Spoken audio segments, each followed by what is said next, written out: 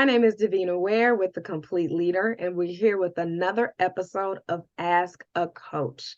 This is the series where you, our community, ask burning questions about work, your career environment, and leadership from our expert faculty.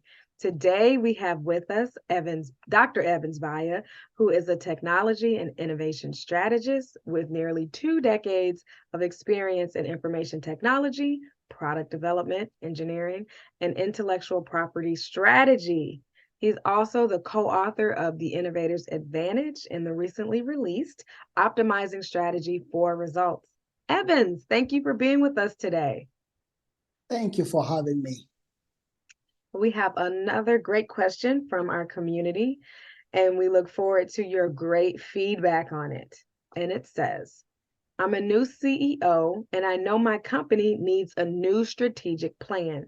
The strategy that was developed before I joined the company is becoming outdated. I'm trying to decide if I should use the current strategy document as a starting point, or if I should just start over. And who should I include in the strategy development process? Oh, thank you. That's an important question for every leader. What I get from that question is this leader is already leaning towards developing a new strategy. But let's assume you are not leaning towards that. Let's actually kind of start from the middle and then lean towards developing that. I have a few questions to think about. Is why do you think the current strategy is updated? Is it the reason your predecessor was fired or left the company? I don't know. Why do you think it's outdated? Is it because of some data? That needs to be clear. It is a temptation by many CEOs, and we see this around the world, where a CEO comes to a new organization, and the easiest way for them to start is to say, I need a new strategy. I need to run my own shop and my own show my way, and that will be defined in strategy. It's easy to say that, but I also want to caution anybody and everybody who is listening to this episode that not all ideas or previous strategies were bad or wrong. There is always an opportunity to improve, no question there, but there is always that opportunity for us to get better. As a leader, you have to think through, why do you need to develop a new strategy? So here's some recommendations. Before you make a decision, if you need to develop a new strategy, you need to conduct what we call a strategy review or assessment. This is a 22-step process or 22-factor process that takes about 2 hours and actually also involves a lot of your team for you to actually understand the impact of the current strategy. And it helps you answer questions like, do we have the right market intelligence or strategic intelligence? Are we looking at the right options? Did we make the right decisions in terms of options to pursue? Do we have the right mechanisms to execute this strategy? Are we measuring the right things? Are we learning the most out of the strategy? Are we having the impact envisioned? So that process of strategic assessment really helps address those questions. And so regardless if you're starting new or you are evaluating existing strategy, we encourage every leader to first go through that process. Now, once you have gone through that process, you will see the gaps. You will see where you are doing well, where you're not doing well. And then you may still come back and say, I still want, because it's my show, I still want to get a new innovations, new strategy. But now you will have the tools to think through as you are developing the strategy. You make sure that you have thought about your strategic foundation, which is stage 1 of 7, that we prescribed in the book.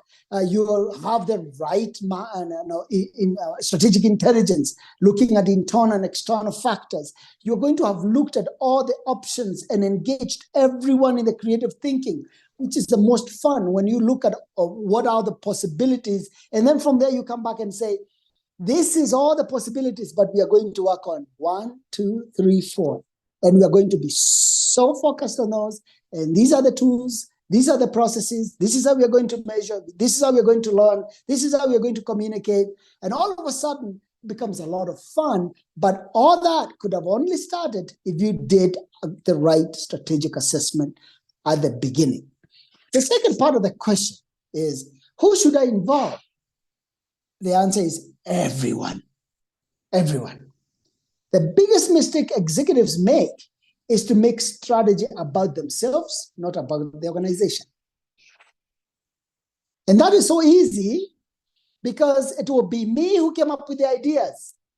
So it's no longer about the organization, it's about me.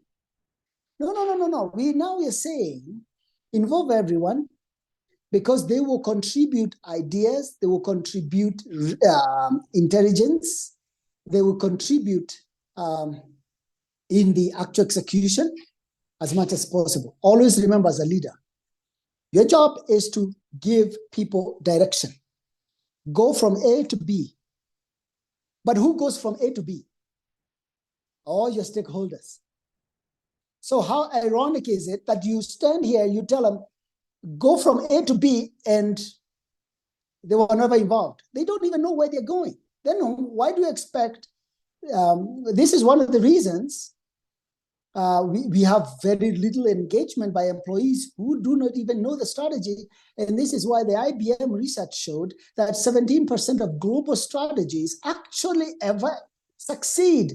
Because I stood here telling my employees, go there, yet they were not part of the path, so they don't even know where they're going. So if you expect engagement from your stakeholders, from your market, from your employees, from your shareholders, from your investors, please involve them in this process. You involve them differently, and we define the recipe for that, but also involve them in communication, involve them in learning, and involve them in ideation.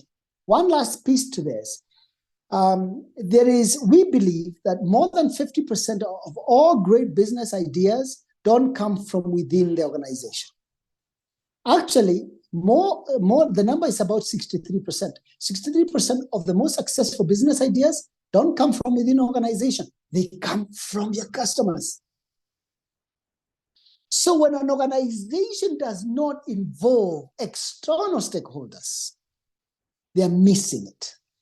Depending upon the industry you're in, if you don't involve the regulators and the policymakers, you're missing out. For example, if you're in the oil and gas industry and you don't involve the regulators, EPA and others who care about the environment, other car manufacturers who care about your customers who use the gas, homeowners and homeowners association who care about standards. If you don't involve those guys, you can come up with the best ideas. And if those guys are against your product, guess what? You are not getting traction. So get as many ideas from your stakeholders as possible, involve them widely, especially in that second stage where we call them strategic intelligence, because it will give you a lot of ideas. And then from there, you can streamline how this will work and operate in the organization. So to the person who asked this question, it's a powerful question. We can talk about it all day. Remember, for you to know if you are working on the right strategy, start with a strategic assessment. It will give you all kind of ideas on the current strategy and what you need to consider on your next. Then the next part of that question was, who should I involve? Involve as many stakeholders as possible. Always remember, strategy is not an event, it's a process. So if you are just wanting to go and just do strategy in 1 week and you're done, you're thinking it wrong. So you need to read and make sure you give yourself enough time to get intelligence, to involve everybody, And then from there, you can do 6-month reviews or annual reviews. But at the beginning, you have all the right people in the room, so you make sure you get the best ideas at the beginning. I cannot emphasize the importance of involving everyone in strategy, and communicate to everybody through the process and after the process. I hope that is helpful. Excellent, Evans. I definitely picked up on some of the key points from the Optimizing Strategy for Results book, which makes so much sense to be looking at strategy from a holistic standpoint and the beautiful ways that you broke this down. I'm sure the leader that submitted this now has an idea of how to move forward. Well, thank you for being with us today. That wraps up this episode of Ask a Coach. If you have a question to submit to one of our expert faculty, you can email us at info@thecompleteleader.org, and we will see you in the next episode.